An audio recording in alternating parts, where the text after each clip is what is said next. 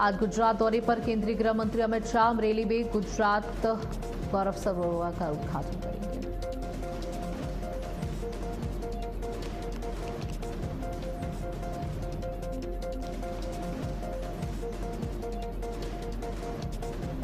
Startup को योगी सरकार का बड़ा प्रोत्साहन, कार्यक्रम का लोक भवन में होगा आयोजन। 107 स्टार्टअप्स को प्रोत्साहन राशि वितरित करेंगे सीएम योगी।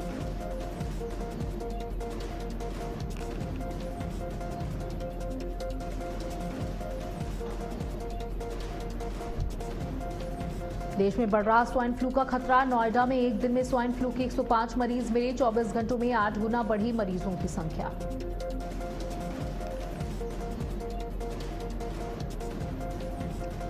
नेपाल में बाढ़ से अब तक 157 लोगों की मौतें, सैकड़ों लापता। मानसरोवर यात्रा पर निकले 133 भारतीयों का भी सुराग नहीं, 19 पुल बहे।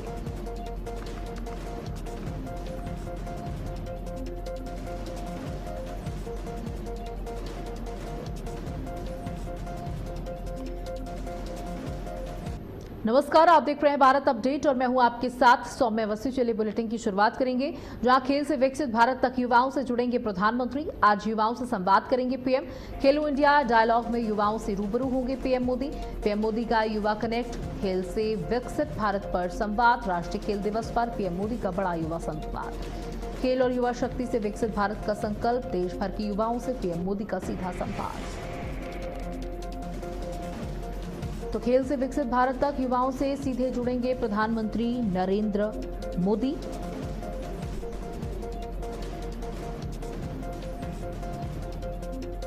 तो खेलो इंडिया डायलॉग में युवाओं से सीधे रूबरू होंगे प्रधानमंत्री नरेंद्र मोदी, सीधा संवाद करेंगे। पीएम मोदी का युवा कनेक्ट, खेल से विकसित भारत तक का सफर। बता दें कि युवाओं से सीधे जुड़ाव होगा प्रधानमंत्री नरेंद्र मोदी का। आज युवाओं से सीधे संवाद करेंगे प्रधानमंत्री नरेंद्र मोदी। युवा भी प्रधानमंत्री से संवाद करने के लिए बेहद उत्साहित। खेलो इंडिया डायलॉग में युवाओं से संवाद करेंगे प्रधानमंत्री नरेंद्र मोदी। खेलों को लगातार प्रोत्साहन प्रधानमंत्री नरेंद्र मोदी की तरफ से दिया जाता रहा है।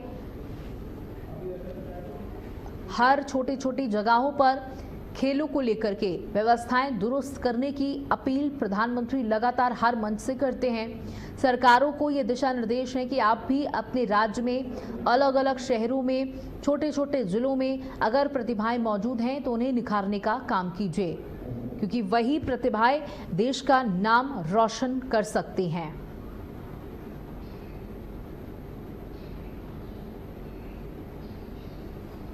खेल से विकसित भारत तक युवाओं से जुड़ेंगे प्रधानमंत्री। आज गुजरात के दौरे पर रहेंगे केंद्रीय गृह मंत्री अमित शाह। अमरेली में गुजरात गौरव सरोवर का करेंगे उद्घाटन। हेटनी हवेली झील का करेंगे लोकार्पण। जल संरक्षण की दिशा में अहम है ये परियोजना। अमरेली और अहमदाबाद में 5 कार्यक्रमों में होंगे शामिल।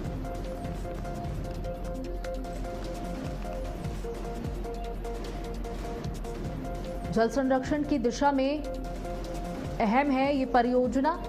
केंद्रीय गृह मंत्री अमित शाह आज अमरेली और अहमदाबाद में 5 कार्यक्रमों में हिस्सा ले रहे हैं, जहां गुजरात दौरे पर रहेंगे केंद्रीय गृह मंत्री अमित शाह।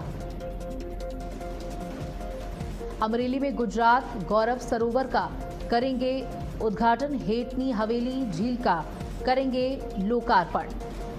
केंद्रीय गृह मंत्री अमित शाह जल संरक्षण की दिशा में एक अहम ये परियोजना, उनकी तरफ से आज इसका उद्घाटन किया जाएगा। जल संरक्षण को बढ़ावा दिया जा रहा है। लोगों से भी अपील की जा रही है कि आप भी जल को संरक्षित करें। रेन वाटर हार्वेस्टिंग के प्रोसेस को भी सरकार की तरफ से बढ़ावा दिया जा रहा है। पानी का संरक्षण करना बहुत जरूरी है, क्योंकि जल है तो कल है।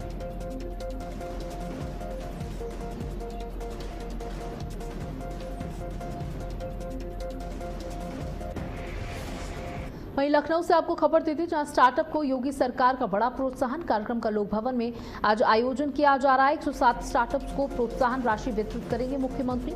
9 इंक्यूबेटर्स को भी प्रोत्साहन राशि का वितरण। Uttar Pradesh startup mission portal का शुभारंभ। नए इंक्यूबेटर्स को मान्यता प्रमाण पत्र दिए जाएंगे। IIT कानपुर से जुड़े स्टार्टअप्स को प्रशंसा प्रमाण पत्र। लखनऊ और नोएडा में यूहब डीप टेक सेंटर की घोषणा। यूपी में 88 इंक्यूबेटर्स और 84 यूनिकॉर्न का दावा। देश में चौथा सबसे बड़ा स्टार्टअप इकोसिस्टम यूपी में बनेगा। तो देखिए, उत्तर प्रदेश को 1 ट्रिलियन इकोनॉमी का जो सपना मुख्यमंत्री ने देखा है, और ये आईआईटी कानपुर से जुड़े हुए स्टार्टअप्स हैं जिनको प्रोत्साहित किया जाएगा। स्टार्टअप को योगी सरकार का बड़ा प्रोत्साहन कार्यक्रम का लोक भवन में आयोजन किया जा रहा है। प्रोत्साहन राशि मुख्यमंत्री की तरफ से दी जाएगी। देखिए, मुख्यमंत्री सरकारें लोगों से यही अपील कर रही कि नौकरी करने के बजाय नौकरी देने का प्रयास करें, यानी अपना उद्योग लगाएं, अपना बिजनेस लगाएं, अपना स्टार्टअप करें, और सरकार इसमें सहयोग करने के लिए तैयार है। आप अपने प्लान सरकार के सामने रखें और सरकार उसमें मदद करेगी। आपको प्रोत्साहन राशि भी देगी जिससे आप अपने काम को शुरू कर पाएंगे और धीरे धीरे करके आप लोगों को रोजगार देने का काम करें। सरकार का कहना है कि जब प्रदेशवासी और सरकार मिलकर काम करेगी तभी उत्तर प्रदेश आगे बढ़ पाएगा।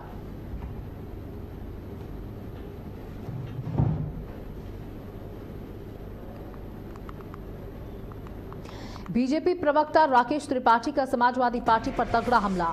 अखिलेश यादव की प्रेस कॉन्फ्रेंस पर उन्होंने पलटवार करते हुए कहा, महिलाओं के लिए सपा की घोषणाएं हवा हवाई, देख सपाई बिटिया घबराई, सपा की लाल टोपी मतलब खतरे का निशान, महिलाओं पर होते थे सर्वाधिक अत्याचार, लड़कों से गलतियां होती हैं, सपा का सिद्धांत था, योगी सरकार में महिलाओं में को सुरक्षा का एहसास मिला, सपा ने महिला आरक्षण पर भी बाधा उत्पन्न की थी, महिलाओं का वोट सपा को नहीं मिलेगा।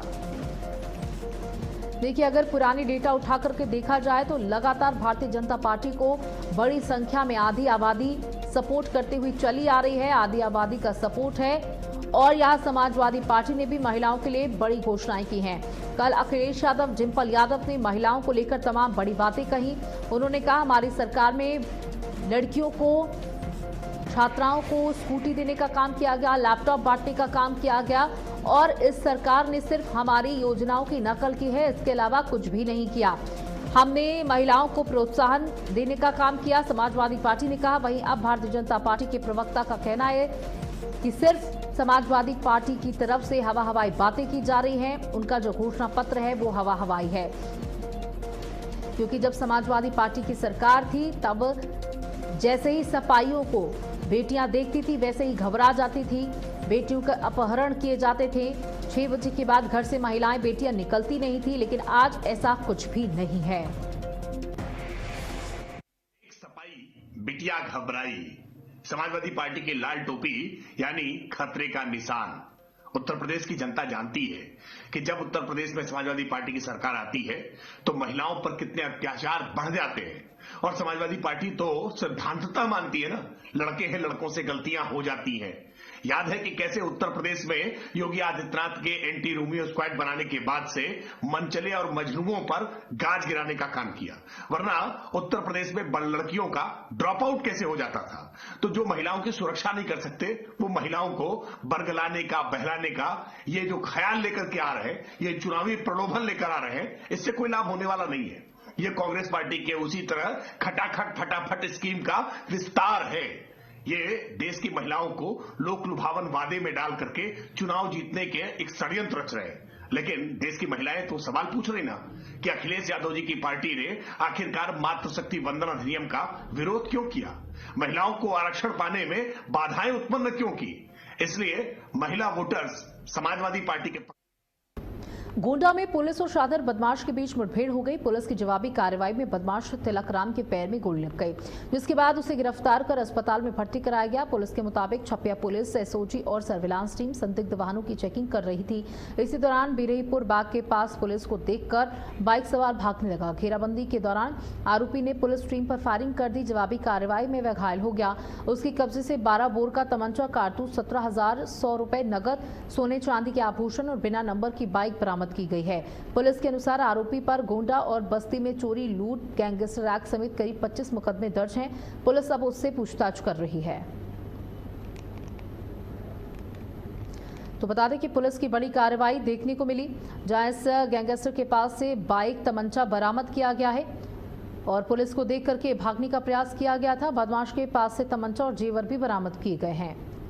गोंडा में गिरफ्तारी की गई है। 25 मुकदमे वाला बदमाश मुठभेड़ में गिरफ्तार किया गया।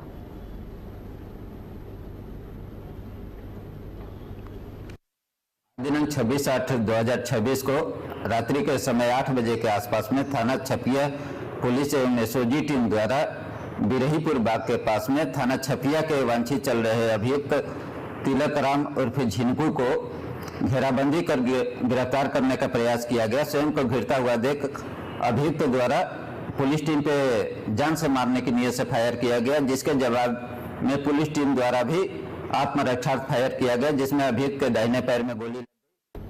आगरा में हल्की बारिश के बीच ताजगंज क्षेत्र में सिंधी धर्मशाला की पुरानी इमारत अचानक भरभरा कर ढह गई।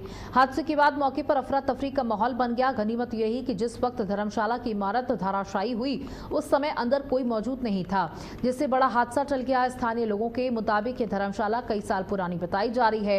इमारत गिरने की जानकारी मिलते ही सिंधी समाज के लोग और स्थानीय निवासी मौके पर पहुंच गए। मौके पर भीड़ जुटने की सूचना पर पुलिस भी पहुंची और पूरे मामले की जानकारी ली गई। फिलहाल हादसे में किसी के हताहत होने की सूचना नहीं है। पुरानी इमारत के अचानक गिरने से इलाके में सुरक्षा को लेकर भी सवाल खड़े हो गए।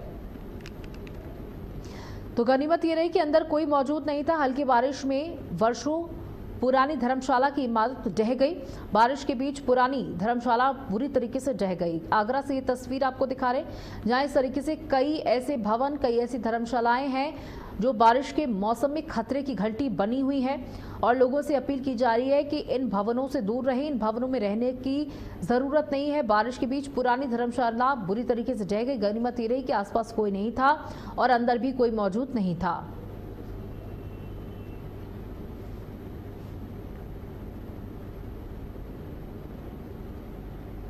तो बारिश के बीच पुरानी धर्मशाला ढही। गनीमत रही अंदर कोई मौजूद नहीं था। हल्की बारिश में ढही वर्षों पुरानी धर्मशाला।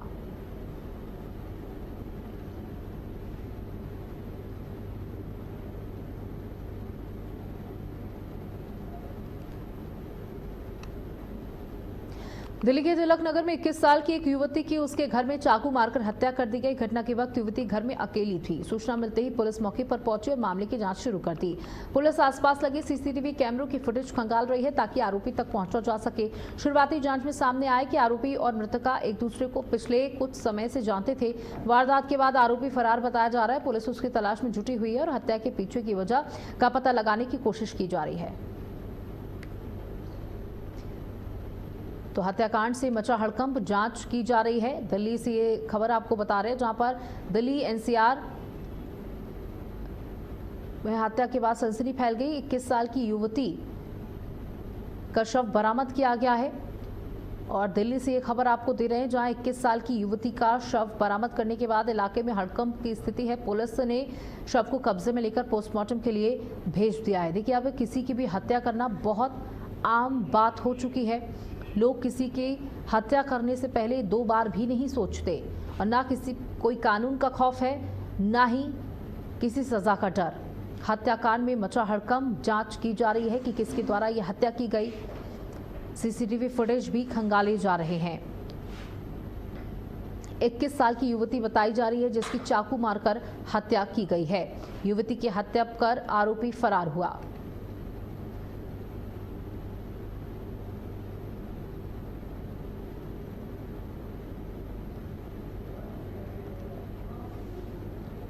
तो 21 साल की युवती की चाकू मारकर बुरी तरीके से हत्या की कर दी गई। जहां स्थानीय लोगों ने पुलिस को इस पूरे मामले की सूचना दी थी। जब मौके पर पुलिस पहुंची तो देखा गया कि युवती का शव है और पोस्टमार्टम के बाद इसकी उम्र 21 साल बताई जा रही है। अब सीसीटीवी फुटेज खंगाले जा रहे हैं। सीसीटीवी फुटेज के माध्यम से आरोपी का पता लगाने का प्रयास किया जाएगा। 21 साल की युवती बताई जा रही है। हत्या किस वजह से की गई, अभी ये वजह सामने नहीं आई है क्योंकि आरोपी ही सामने नहीं आया है। पुलिस जांच कर रही है। सीसीटीवी फुटेज खंगालने का प्रयास किया जा रहा है। आसपास लोगों से बातचीत की जा रही, क्या किसी ने किसी व्यक्ति को इस युवती का शव फेंकते हुए देखा, कोई चश्मदीद। इन सभी बिंदुओं पर पुलिस जांच कर रही है। 21 साल की बहुत कम उम्र की युवती बताई जा रही है, जहां चाकू से बुरी तरीके से गोद कर इसकी हत्या की गई।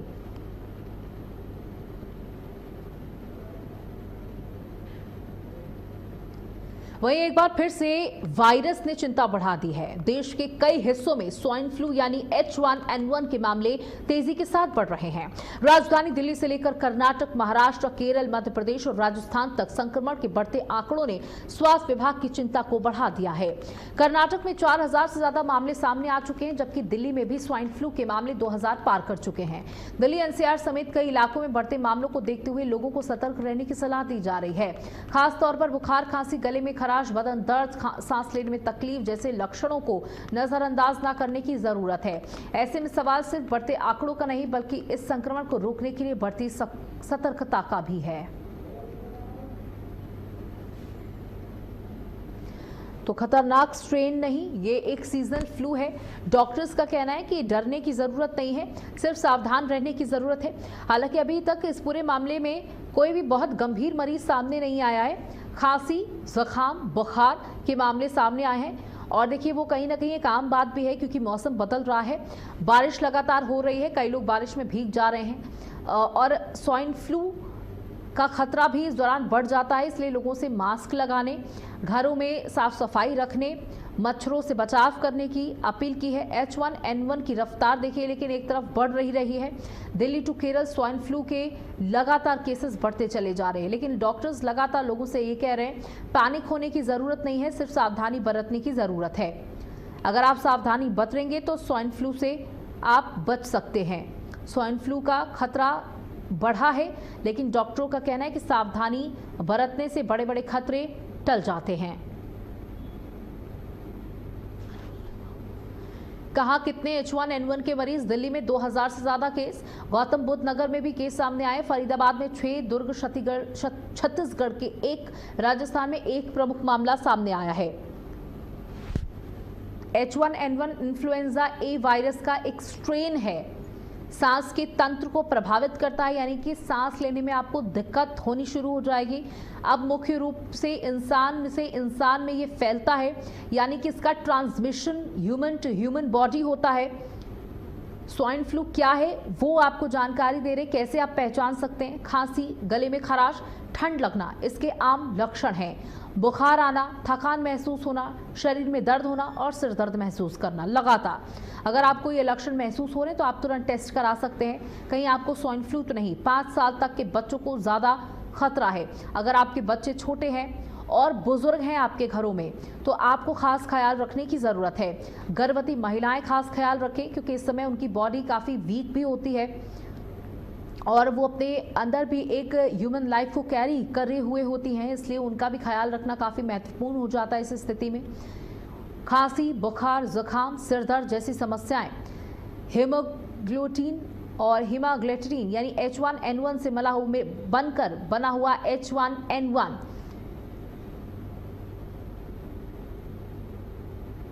तो देखिए इसका इतिहास क्या है। 1918 से शुरू हुआ स्पेनिश फ्लू, 1930 में, 1957 में बहुत सक्रिय हुआ, 2009 में वैश्विक महामारी के रूप में इसे देखा गया, 1977 में रशियन फ्लू में H1N1 की वापसी हुई थी। तो देखिए 1918 से इसका इतिहास है और एक स्पेनिश फ्लू के नाम से पहले से जाना जाता था। धीरे धीरे ये वैश्विक महामारी के रूप में पैदा हो गया।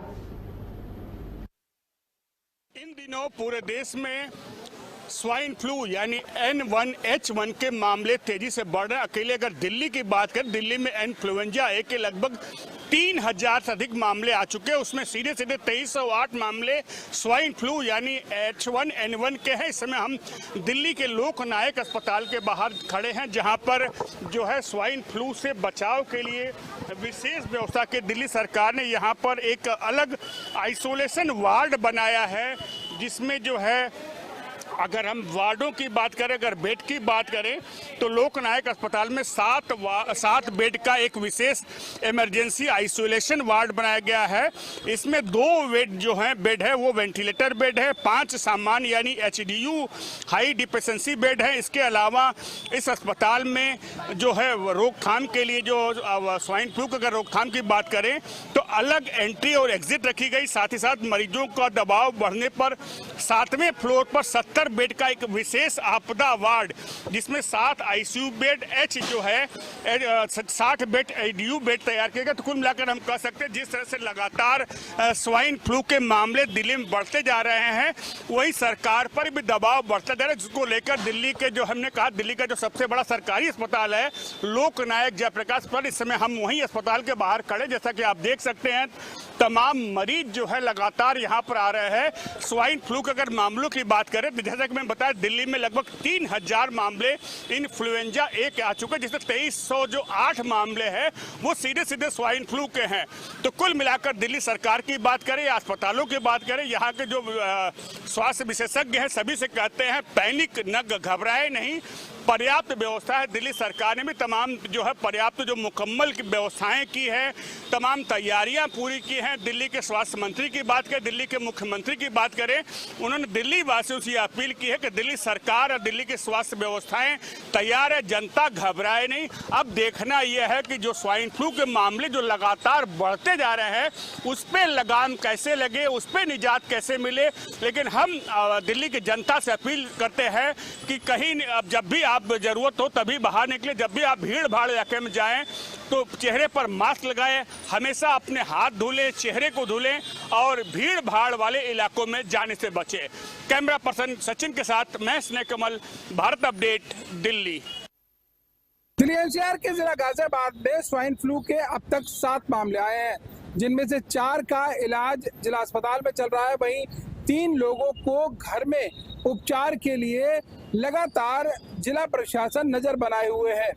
इन 3 लोगों को हल्का बुखार बताया गया है और जो 4 लोगों का इलाज जिला अस्पताल में चल रहा है उनकी भी देखरेख खास तौर से की जा रही है।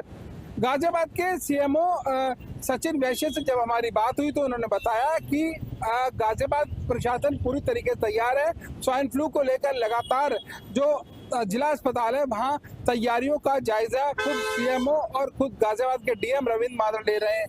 अब ऐसे में दिल्ली से सटा हुआ गाजियाबाद है और यहाँ पर जिस तरीके से दिल्ली में लगातार मामले स्वाइन फ्लू के आ रहे हैं उसको देखते हुए गाजियाबाद प्रशासन पूरी तरीके से मुस्तैद हो गया है। जो भी 7 मरीज स्वाइन फ्लू के पाए गए हैं वो हल्के बहुत बुखार से, खांसी जुकाम से पीड़ित बताए गए हैं। वहीं अगर दिल्ली की बात की जाए तो दिल्ली में स्वाइन फ्लू के लगातार मामले बढ़े हैं, जो कि आंकड़ा लगातार बढ़ रहा है। दिल्ली से सटा हुआ गाजियाबाद है और यहाँ पर सीमाओं पर भी पूरी तरीके से स्वास्थ्य विभाग के द्वारा चौकसी बरती जा रही है कि अगर गाजियाबाद में कोई भी स्वाइन फ्लू का मरीज प्रवेश करता है तो पहले उसकी जांच हो। स्वाइन फ्लू के लिए खास तौर से जो स्वास्थ्य विभाग है उन्होंने कहा है कि भीड़ भाड़ वाले इलाकों में ना जाएं और अगर वहां जाना भी पड़ता है तो मास्क का प्रयोग करें। सीधे तौर पर स्वाइन फ्लू से बचाव हेतु कई ऐसी सावधानियां जिनको बरतने के लिए स्वास्थ्य विभाग ने गाजियाबाद के लोगों को चेतावनी दी है और सीधे तौर पर यह चेतावनी लाजमी भी है क्योंकि हमारे से यहाँ गाजियाबाद से चंद कदम की दूरी पर दिल्ली है और दिल्ली में स्वाइन फ्लू के मामले लगातार बढ़ रहे हैं। अब ऐसे में गाजियाबाद स्वास्थ्य विभाग पूरी तरीके से अलर्ट है। यहाँ की आवाम को भी तमाम जो सावधानियां बरतने के लिए प्रशासन कह रहा है उनका पालन करना बेहद जरूरी है। जितेंद्र भाटी, भारत अपडेट, गाजियाबाद। दिल्ली और दिल्ली एनसीआर में बढ़ते स्वाइन फ्लू के मामले को लेकर अब उत्तर प्रदेश में भी स्वास्थ्य विभाग अलर्ट मोड पे है और खासकर राजधानी लखनऊ में स्वास्थ्य विभाग की स्पेशल तैयारी है। हमारे साथ बात करने के लिए सिविल हॉस्पिटल के सीएमएस डॉक्टर देवेश चंद्र पांडे जी हैं। सर, जिस तरीके से दिल्ली एनसीआर में चर्चा चल रही है वहाँ पर मामले बढ़ रहे हैं, यहाँ पर कैसी तैयारी है और क्या कुछ लग रहा है? हाँ बिल्कुल, ये बरसात का समय है, ये फ्लू का सीज़न है और देश में कई जगहों से स्वाइन फ्लू के केसेस की रिपोर्टिंग हो रही है। अभी हमारे यहाँ कोई केस फिलहाल नहीं है स्वाइन फ्लू का, लेकिन माननीय हमारे उप मुख्यमंत्री साहब के निर्देशों के अनुरूप हम लोग बिल्कुल अलर्ट मोड में मेरा हॉस्पिटल है। हम लोगों ने एक आइसोलेशन में 12 बेड का स्वाइन फ्लू वार्ड संरक्षित कर लिया है। सारी दवाएं मेरे पास उपलब्ध हैं, सारी जांचें मेरे पास हो रही हैं पैथोलॉजी में। स्वाइन फ्लू का भी जो RT-PCR टेस्ट होता है इसकी भी तैयारी हमारी हो रही है, जल्दी ही हम इसको भी शुरू करेंगे। सर क्या कुछ लक्षण है, क्योंकि आदमी पैनिक तुरंत हो जाता है अगर कुछ ऐसा होता है, और खासकर जब कोई चीज जल्दी चर्चा रहती है कि डेंगू फैलने लगा, स्वाइन फ्लू फैलने लगा, मलेरिया, आदमी तुरंत परेशान हो जाता है, अरे हो गया। तो क्या लक्षण हैं, जो लक्षण अगर लोगों के अंदर पाए जाएं तो वो सीधा अस्पताल में आए, और कौन से ऐसे लक्षण हैं जिन पर बहुत ज्यादा घबराने की जरूरत नहीं? इसमें पैनिक होने की कोई ज़रूरत नहीं, ये भी सामान्य फ्लू की तरह ही होता है। इसमें लक्षण थोड़े ज़्यादा होते हैं, इसमें सिर में दर्द थोड़ा ज़्यादा होगा, मसल्स में पेन ज़्यादा होगा, इसमें थोड़ा सा अलर्टनेस भी चेंज हो सकती है, कॉम्प्लिकेशन इसमें थोड़े ज़्यादा होते हैं, निमोनिया वगैरह होने के चांसेस ज़्यादा होते हैं, लेकिन जनरली ज़्यादातर मरीजों में ये 3 से 5 दिन में ठीक हो जाता है। तो सुना हमारे साथ बात करने के लिए सिविल अस्पताल के सीएमएस डॉक्टर देवेश चंद पांडे जी। इन्होंने साफ कहा कि पूरी तरीके से तैयारी है। डिप्टी सीएम ब्रजेश पाठक जो कि स्वास्थ्य विभाग के मंत्री भी हैं, उनके निर्देशों के मुताबिक एकदम से पूरी व्यवस्था है। हालांकि अभी तक कोई ऐसा मरीज नहीं आया है, लेकिन 12 बेड यहाँ पर रिजर्व किए गए हैं, और अगर भविष्य में जरूरत पड़ती है तो पूरी तरीके से ये पूरा प्रशासन तैयार है। कैमरामैन किशन के साथ रमन मिश्रा, भारत अपडेट, लखनऊ। दिल्ली एनसीआर में लगातार स्वाइन फ्लू का खतरा मंडरा रहा है। मरीजों की संख्या दिल्ली में कह सकते हैं कि लगातार बढ़ती जा रही है। क्या मेरठ में किस तरह की व्यवस्था है? हम हैं इस टाइम प्यारेलाल स्मारक अस्पताल में। कह सकते हैं कि यहाँ भी अलग अलग वार्ड बनाए गए हैं, चाहे डेंगू का हो, मलेरिया का हो या चाहे स्वाइन फ्लू का हो, अलग अलग वार्ड मरीजों के लिए बनाए गए हैं। वहीं मेडिकल कॉलेज में भी इसी तरह की व्यवस्था की गई है। हमारे साथ डॉक्टर साहब हैं साथ में, कि किस तरह की व्यवस्था की गई है? देखिए, हमारे यहाँ आइसोलेशन वार्ड पहले से ही है। स्वाइन फ्लू जो है जल्दी एक दूसरे से फैल जाता है, उसके लिए उनको अलग रखना पड़ता है। आइसोलेशन वार्ड पहले से ही है। वर्तमान में रोगी नहीं है, लेकिन वार्ड है, बेड है, स्टाफ तैनात है, सारी चीजें हैं, दवाई भी है हमारे पास। किस तरह के लक्षण मरीजों में देखने को मिलते हैं? देखिए, सामान्य फ्लू जैसे लक्षण होते हैं, बुखार आना, नाक बहना, सिर में दर्द होना, आंखों में दर्द होना, शरीर दर्द करना, इसी तरह की समस्याएं होती हैं। इनकी जांच भी होती है, और जांच पे आने के बाद अगर कोई गंभीर अवस्था में उसको भर्ती किया जाता है, नहीं तो घर पे भी ट्रीटमेंट किया जा सकता है। किसी को स्वाइन फ्लू की पुष्टि हो गई तो क्या घर पे भी हो सकता है या अस्पताल आना चाहिए? बिल्कुल, घर पे भी हो सकता है। अगर घर पे वो आइसोलेट हो सकते हैं, अपने से फैमिली मेंबर से थोड़ा दूर रह सकते हैं, तो उससे बढ़िया कुछ नहीं है। क्या क्या उनको सावधानी बरतनी चाहिए मरीज को? मरीज को देखिए, अपने रुमाल, तौलिए, अपने सिक्रीशंस, ये इनको संभाल के रखना चाहिए। जैसे कोरोना में हम करते थे, हाथ धोना, साफ सफाई रखना, इन्हीं चीजों का ध्यान रखना, और सबसे इम्पोर्टेंट चीज है पानी की मात्रा शरीर में बनाए रखना। अच्छा, वार्ड बनाया हुआ पर कभी अभी कोई मरीज आवश्यकता नहीं पड़ी, कोई मरीज वर्तमान में हमारे पास नहीं है, लेकिन बेड हमारे यहाँ, मतलब वार्ड हमारे यहाँ बना हुआ है। फ्लू कह सकते हैं कि करीब 15 मरीज मेरठ में बताए गए हैं 1 महीने में, पर जो प्यारेलाल अस्पताल है यहाँ वार्ड तो बनाया गया है, पर अभी कोई ऐसा मरीज यहाँ भर्ती नहीं हुआ है। और सावधानी के तौर पर वार्ड भी बनाए गए हैं, डॉक्टरों की टीम तैनात है, और सभी उपकरण, चिकित्सक उपकरण भी यहाँ मौजूद हैं। भारत अपडेट के लिए मेरठ से अभय शर्मा। और इसी के साथ इस बुलेटिन में इतना ही। नमस्कार।